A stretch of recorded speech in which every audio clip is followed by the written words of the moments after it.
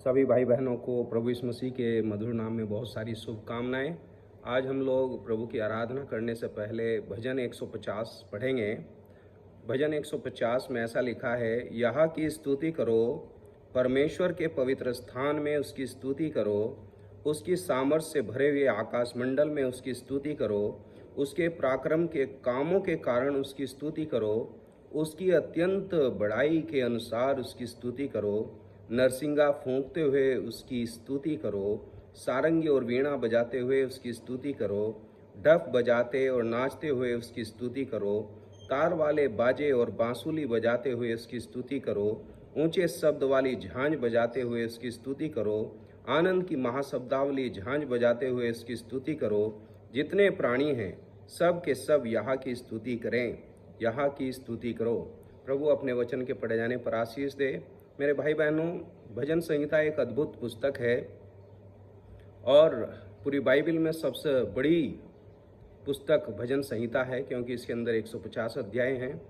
और ये अद्भुत इसलिए है कि इसके अंदर बाइबल का सबसे बड़ा अध्याय भजन 119 भी इसके अंदर है और बाइबल का सबसे छोटा अध्याय भजन 117 भी इसके अंदर है।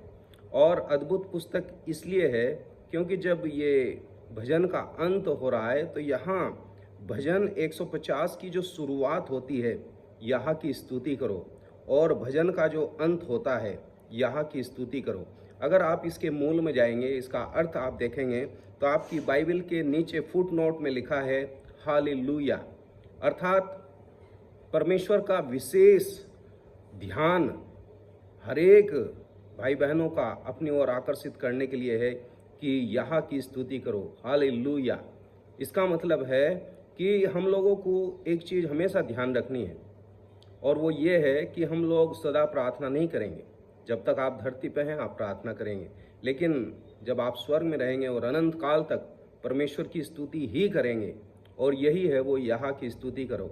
और इस अध्याय के अंदर करीब 13 बार एक ही शब्द आया है, उसकी स्तुति करो, उसकी स्तुति करो। अर्थात परमेश्वर के दिल की इच्छा यही है कि हर एक भाई बहन अपने परमेश्वर की स्तुति करें। अब सवाल ये है कि उसकी स्तुति क्यों की जाए, और यहाँ उसका एक कारण लिखा है। भजन 150 के 2 वचन में लिखा है, उसके पराक्रम के कामों के कारण उसकी स्तुति करें, उसके पराक्रम के कामों के कारण। इस दुनिया में परमेश्वर के काम आपको जैसे आंख उठाएंगे तो देखेंगे आप चांद, सितारे, ग्रह उपग्रह, पेड़ पौधे, पहाड़, नदियाँ, झरने, समुद्र, तो ये सब परमेश्वर के काम हैं। लेकिन वो पराक्रम का काम कौन सा है? और मेरे भाई बहनों, मैं आपका ध्यान उसी पराक्रम के काम की ओर ले जाना चाहता हूँ। पराक्रम हमेशा एक कुछ ऐसा शब्द है जैसे कोई युद्ध करके राजा विजयी होकर लौटा हो, ये पराक्रमी राजा। और मैं आपको बताना चाहता हूँ, ऐसा ही आज से 2025 साल पहले लगभग एक घटना हुई, और प्रभु यीशु मसीह जो क्रूस के ऊपर आपके और मेरे पापों के लिए मारे गए, और वो तीसरे दिन मुर्दों में से जी उठे, और उसने उस दुष्ट को, जो समझता था कि वो बहुत शक्तिमान है, उस दुष्ट को उसने हराया और क्रूस के ऊपर उसने उसका सिर कुचल दिया। और यह है वो पराक्रम का काम जो क्रूस पर किया गया।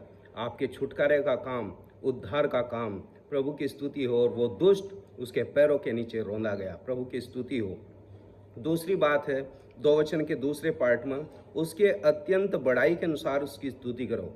ये थोड़ा सा हिंदी में साफ नहीं है, और इंग्लिश में लिखा हुआ अकॉर्डिंग एक्सीलेंट ग्रेटनेस, उसकी महानता के कारण उसकी स्तुति करो।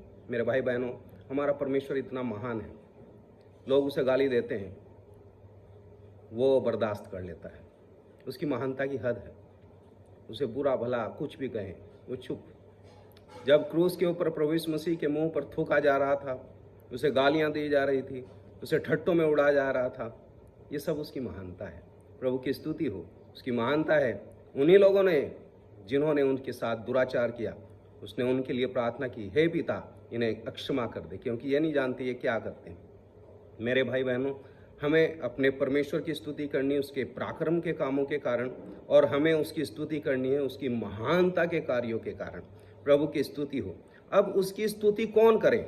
और 6 वचन में लिखा है, जितने प्राणी हैं प्रभु की स्तुति हो। सब लोग उसकी स्तुति करें। जितने प्राणी हैं। और फिर दूसरी लाइन में लिखा है सब के सब यहाँ की स्तुति करें। मेरे भाई बहनों, छोटे बच्चे से लेकर बड़े बुजुर्ग तक सब परमेश्वर की स्तुति करें। चाहे भाई हो चाहे बहन हो, सब प्रभु की स्तुति करें। हम लोगों को प्रभु चाहता है कि हम उसकी स्तुति करें। अब सवाल खड़ा होता है कि उसकी स्तुति कहाँ करें।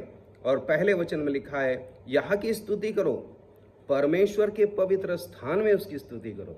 मेरे भाई बहनों, हमें अपने परमेश्वर की स्तुति करनी है उसके पवित्र स्थान में। और दूसरी लाइन में लिखा है उसके सामर्थ्य से भरे हुए आकाश मंडल में उसकी स्तुति करो। आसमान के नीचे कहीं भी आप प्रभु की स्तुति करो, क्योंकि परमेश्वर हर जगह विद्यमान है। मेरे भाई बहनों, परमेश्वर चाहता है कि आप उसकी स्तुति करें। अब उसकी स्तुति कैसे करें? और यहाँ बाइबल में लिखा है 3 वचन में, नरसिंगा फूंकते हुए उसकी स्तुति करो। आप कहोगे कि हमारे पास तो नरसिंगा नहीं है, लेकिन अगर आप इस बात को नहीं जानते, परमेश्वर ने आपको एक नरसिंगा, एक ट्रम्पेट दी है, उसे आपको बजाना है। और ये नरसिंगा है आपका गला, आपका मुंह, और उससे उसकी स्तुति करें। और यहाँ बहुत सारी लाइन लिखी है, नरसिंगे से भी स्तुति करना है, सारंगी के द्वारा उसकी स्तुति करना है, वीणा बजाते हुए स्तुति करना है, डफ बजाते हुए उसकी स्तुति करना है, तार वाले बाजे बजाते, बांसुली बजाते हुए इसकी स्तुति करना है, ऊंचे शब्द वाली झांझ बजाते हुए इसकी स्तुति करना है, महाशब्दा वाली झांझ बजाते हुए इसकी स्तुति करना।